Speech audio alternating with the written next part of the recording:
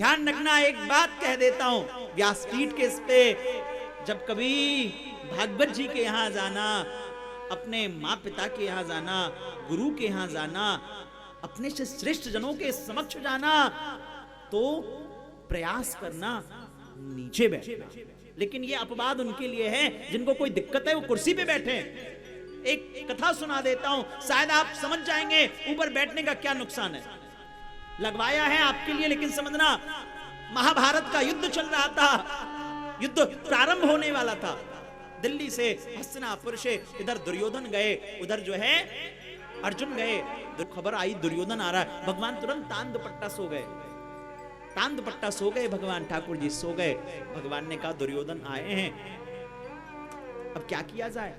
भगवान तान दुपट्टा सो गए, दुर्योधन आए, दुर्योधन ने देखा ठाकुर जी सो रहे हैं। दुर्योधन गए और बिस्तर के किनारे, सर के किनारे जो है आराम से कुर्सी पे, सोफा पे अपना पांव पे पांव चढ़ाए और बैठ गए। भगवान तो अंतर्यामी, उनको तो सब कुछ पता है, उनको तो सब कुछ पता है। वो सोते रहे। आधे घंटे बाद अर्जुन पहुंचे। अर्जुन ने देखा ठाकुर जी शयन में हैं। अर्जुन ने श्री चरणों में प्रणाम किया और चरणों में ही नीचे बैठ गए। एक छोटी सी घटना सज्जनों जीवन में बदलाव ला देती है।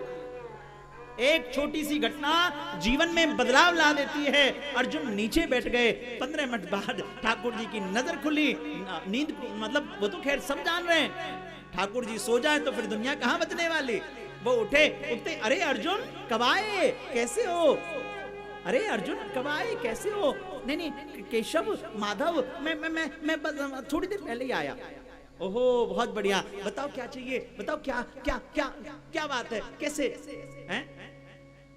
अर्जुन ने कहा ठाकुर जी आपको तो जानकारी है, महाभारत का युद्ध होने वाला है। बोले हाँ ठीक है, मांगो क्या चाहिए तुमको। इधर से दुर्योधन चौड़ के बोला द्वारिकाधीश जय श्री कृष्ण। भगवान ने पलट के देखा, ओहो सोफे पे बैठे हैं दुर्योधन जी। हाँ ओहो अच्छा आप भी हैं क्या?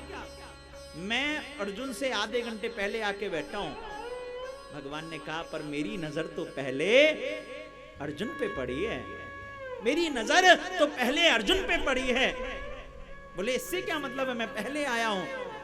भगवान ने कहा ऐसा है, पहला अधिकार तो अर्जुन का है, अर्जुन का जो मन हो अर्जुन मांग ले। भगवान ने कहा देयर इज अ कंडीशन, या तो मुझको चूज कर लो या तो मेरी सेना को चूज कर लो। दुर्योधन डरने लगा, घबराने लगा। दुर्योधन डर के घबराते हुए कहने लगा कहीं ऐसा ना हो ये अर्जुन भगवान की सेना ना मांग ले, कहीं ऐसा ना हो अर्जुन भगवान की सेना ना मांग ले। भगवान ने कहा ऐसा है, मैं रहूंगा तो जरूर, लेकिन मेरा एक शर्त है, एक तरफ मैं अकेला रहूंगा, निहत्था रहूंगा, कोई अस्त्र शस्त्र नहीं उठाऊंगा, और दूसरी तरफ मेरी नारायणी सेना, अक्षोहिणी सेना रहेगी। अब बताओ अर्जुन तुमको क्या चाहिए, क्या चाहिए? पहला अधिकार तुम्हारा है। दुर्योधन घबरा रहा था, दुर्योधन सोच रहा था ना जाने क्या मांग लेगा ये, क्या मांग लेगा। लेकिन अर्जुन ने कहा हे केशव, हे माधव, अगर जीवन में कुछ देना हो, हे ठाकुर जी आप ही आ जाओ मेरी तरफ। भगवान ने कहा अर्जुन सोच ले, मैं आ तो जाऊंगा लेकिन अकेला आऊंगा, मैं तेरे लिए अस्त्र भी नहीं उठाऊंगा, शस्त्र भी नहीं उठाऊंगा। अर्जुन ने कहा केशव आप आ जाओ और मुझे कुछ नहीं चाहिए। दुर्योधन कहने लगा देखो मूर्ख रह गया ये अर्जुन, है? बाण चलाने से व्यापार करना नहीं आता। दुर्योधन मन ही मन खुश हो गया। दुर्योधन ने कहा ठीक है केशव ये छोटा भाई है, इसका मन है तुम्हें लेने का, तो एक काम करो तुम इनके साथ चले जाओ और मुझे अपनी सेना दे दो। लेकिन सज्जनों आपको पता है ना हुआ क्या?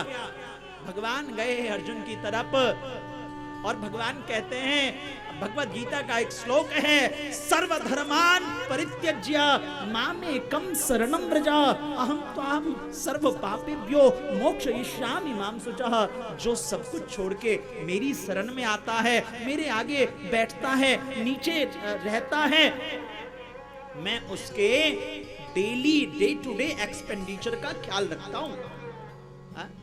ये जो LIC का टैगलाइन है ना, योगक्षेमं वहाम्यहम्, ये LIC का नहीं है, ये भगवत गीता का श्लोक है, जहां भगवान कहते हैं मैं तेरा ख्याल रखता हूं। इसलिए साहब समझ लेना, ये महाभारत की चर्चा डेली एक आध प्रसंग कर दिया करूंगा, लेकिन समझ लेना महाभारत में अर्जुन की जीत क्यों हुई, क्योंकि अर्जुन गए तो ठाकुर जी के श्री चरणों में जाके बैठ गए। ऐसे ही सज्जनों, जब भी कभी जीवन में अवसर आए, कभी मौका मिले महापुरुषों के पास जाने का, कथाओं में जाने का, तो प्रयास करना सामने आराम से नीचे से बैठ करके, क्योंकि जो है ठाकुर जी जब कृपा करते हैं तो जो ठाकुर जी के आगे शून्य बन के बैठता है, सहज बन के बैठता है, वो साफ जीवन में खूब तरक्की करता है।